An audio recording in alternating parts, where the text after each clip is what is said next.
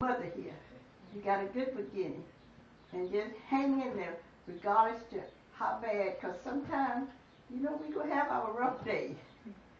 And we're going to have our good days. But we're going to have to handle the rough days as well as the good days. Because the sun is not going to shine all the time. You're going to have some clouds and we're going to have some rain. But put your trust in God. He is place of running to this, that, and the other. Talk to God. He can solve all of your problems. There's no problem that he cannot solve. Because sometimes you tell Sally, Sue, and Jane, and then when you know anything, everybody know your business.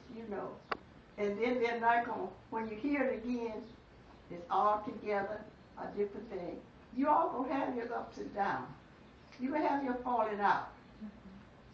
But when you have that, you go in one room, you go in another. Don't follow up each other. Because if you follow up each other, yak, sometimes that'll cause, because, my husband was, he didn't act the order. But sometimes the Garrison got that little... That's my mother's family. They got that little thing in them sometimes they can't control. But you know what? I knew how far I could go with my husband. When he get that certain look on his face, I know I know to button up and shut up. Because if I didn't, he have never hit me. We have never had no, we have had our disagreement, but knock down, drag out, we've never had it. Because when I'm always the one that doing it. And when I push him to the limit, I know. Because he get that, when he look at his face and start changing colors on me. I know then you better shut yourself. If you don't, you're going to be getting up on it. But it's good that, sometimes if you get angry, you walk away. If you get angry, you walk away. Because if you stay there, yap, the next thing you know, power. And you don't never want to do that. You don't want to never hit your wife. You don't want, and don't call names. Don't say things to her that you don't want to say to her, And things get, because things going to get bad. There's some good days and some bad days. But you have to learn to overcome the bad days just like you do the good days. And most of all, put your trust in God. He'll bring you through. I don't care how bad you're going to get. God will bring you through it. Just put your trust in Him. Because a lot of times we tell our friends. Sometimes some things we shouldn't tell our friends. Yeah. Some things we should keep to ourselves. Because if I tell you, she going to tell her next best friend. Then she going to tell her next best friend. Mm-hmm. And then when everybody know your business. And then when they hear it, it's not going to be right. Right. So, you all young. And you got your whole life ahead of you. And I know I'm not going to be around. But I want to look down and see that you all together and doing good. Amen. You hang in with the good, and you hang in with the bad. Because you're going to have them, it's going to pour down rain one day. But you got to take the rain and like you have the sunshine. So from what I see here, it's good. Thank you. And only you two can keep it good. Nobody else can. And what you have your little fault, keep it to you guys. Don't go tell, I'm going to tell my friend I got to take it off with my friend. Then your friend going to take to her friend next friend. And then everybody, I know your little business. And then when you hear it again, it's not right. Mm-hmm. Because what they said, tongue and teeth fall out. Mm-hmm. But when you fall out, you go in one room and he go in the other room. If you get that bad, you sleep in this room and he sleep in that room too. Because a lot of times if we stay together, pow. Because this little thing can get you in a lot of it can get you in a lot of trouble. Auntie, just for a minute, just Troy's recording. Just tell them about how Uncle Joe ended up coming here from Alabama. This was years ago. And just tell us a little bit about that. Oh, yeah. He didn't even send for you. How long before he was sent for you? Oh, it was quite a few years. Yeah. She didn't come right away. She had to stay in Alabama until he got enough money to send for her. And have a place to stay because we had 4 kids. And he came out here. Well, how we got here, we were working for a German guy in Alabama. Working, he had a riding academy. So he was moving here to California, and he had bought a lot of apartment buildings. And he asked him, did he want to come to California? Would he good? So he said yes. And when he got himself there, then he sent for my husband. And so my husband was out here just about over a year before he got things because I had 4 children. But me and the 4 boys had come out. And when we moved out here, we didn't have no grave. We just had a little old shack like that to stay in. But, you know, we hung in there. Put out a little money. Then we added on to that. Then, you know, my sister, your grandmother came here, and my brother came here. But Louise came because she was married, and her husband was in the army, and they sent him out here. So that's how she got here. She came with her husband. But my brother, we sent for him, and he came. Uncle Daddy. And he stayed here. He got a job at Douglas Aircraft, and he stayed at Douglas Aircraft over 40 years, and retired.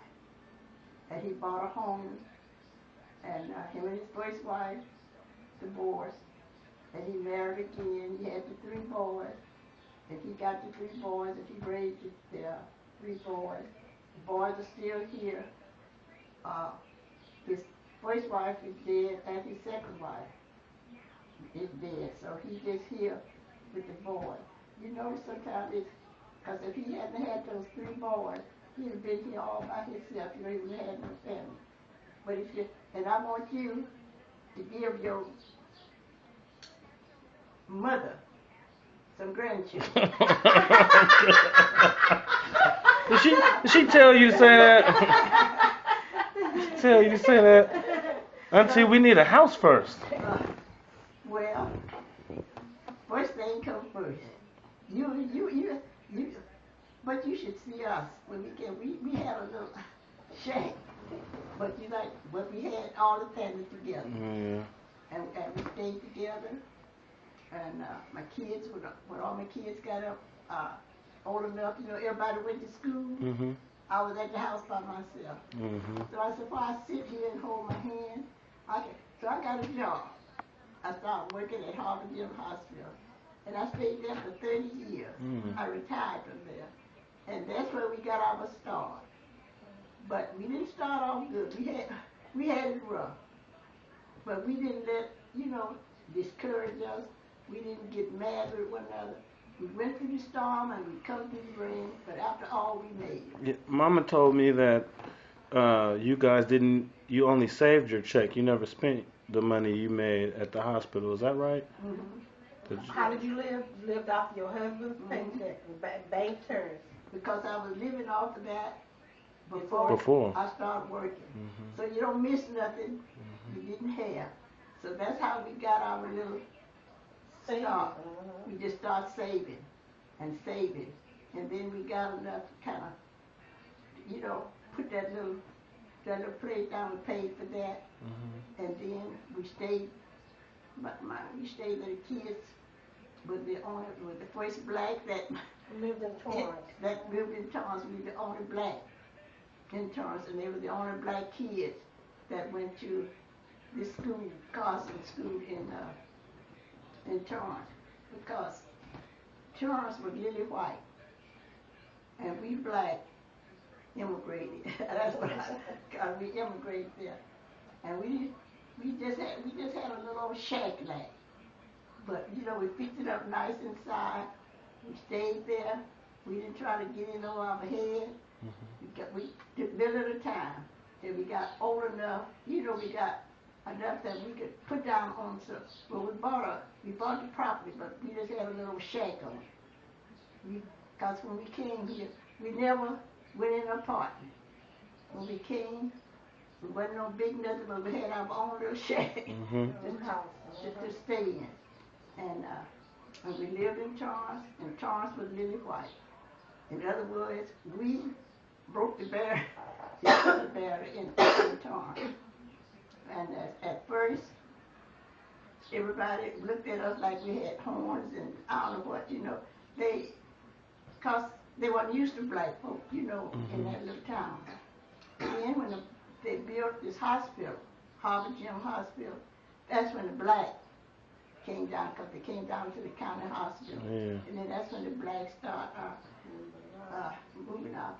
But you know, all the time we were down, we only had one little round with my boys. And that was, this woman was from the South. And she was working at the shipyard. And she and another black woman got into an argument. And they fired her, and they didn't fire the black woman. I guess she was the one that started the stuff. So my little boys was coming to church, coming from 8 and 7. She took it out on my kid. She ran to grab them, and shook them like this. That black thing was a little dark, totally little shirts and everything on. So my kids came home, you know, they was devastated. And so my husband, the first thing he wanted to do was go there and pow, pow, pow. Uh-oh. And so one of the white neighbors, she said, that's the wrong thing to do. You don't do that. So what we did, we had a meeting with the school and them. And with this woman, and she wanted to try to make that little girl alive. She was her and my little boy were just like that. She was white. They lived in the trailer park. And that little girl, when they had all of us to meet, the little child started crying. She said, they are my friends. I like them. They like me. She said, they'll never did, because she was saying that my kids didn't even know what rape it was. Oh my God, you're a kid, and they're trying. Yeah, she said my kids were trying to rape her. And the little girl didn't know what rape was, and neither did my kids. They didn't know what she was talking about. And when Methodist school, they found out that she tried to make that little girl alive, and that little child cried. She stuck to her gun. She said, my mom, she said, they are my friends. She said, they didn't do anything to me. So, we got, cause Joe, that's the first thing he going to get the gun and go up there. And the principal said, that is not the way to, and it wasn't. Because if he had went up that shot, well, he would have been in big trouble. And with that, we got, but then after this, they moved because they didn't have no job. And they were living in the trailer, so they went back to Mississippi, and we never had any more trouble, with them at our school. And when we moved up here, the people that lived next door, they would come up to visit, their kids would come out to visit our kids. But if old folks stay out and let the kids alone, because the kids didn't know what black was. The little boy, they were white. And he would call my son black. So my kids didn't know nothing about no black and no white, no color. And when he get mad, he would call his little friend black. They really didn't know. They didn't know. And they was just thought that was some boy. And he called that little. He called Johnny black. Then that boy looked in here. Like he said, what's wrong with you? He calling me black and he is black. But, we never, the kids, how kids, they'll fall out and down. But, they get back together. Get back together. And that's why I said, when kids have that little stress, if you stay out of it, Mm-hmm. they will soon be playing. But when we jump in it, that's when like someone is saying, Go to a different level. If you make a big thing out of nothing. Because kids gonna have their little ups and downs. Because, you know, even brothers and sisters, Yeah. you fight. Like you said, your teeth and tongue fall out, but you don't really knock out your teeth to fight. That's true. With a bit of tongue. Troy, did you want to ask Auntie something? Cause she. And in Torrance, we know we had a good life. We didn't have all that much, but we had our family, we had each other, and we were good. And if that song said we came through the storm and the rain, but after all, we made it. Amen. But you know what? You set a goal that you say, I'm going to do such and such a thing. And you keep working at that goal. One day, You haven't. it's going to be all right. Yeah. And things is not going to be good all the time, Roy. You're going to have your ups and downs. You and wife going to have your ups and downs. It's what they said, tongue and teeth fall out. But if you know you get mad at each other, don't start cussing and stuff. If it that gets mad, you go in one room and she go in the other room. And don't follow, because that's what get us, this little thing here get us in a lot of trouble.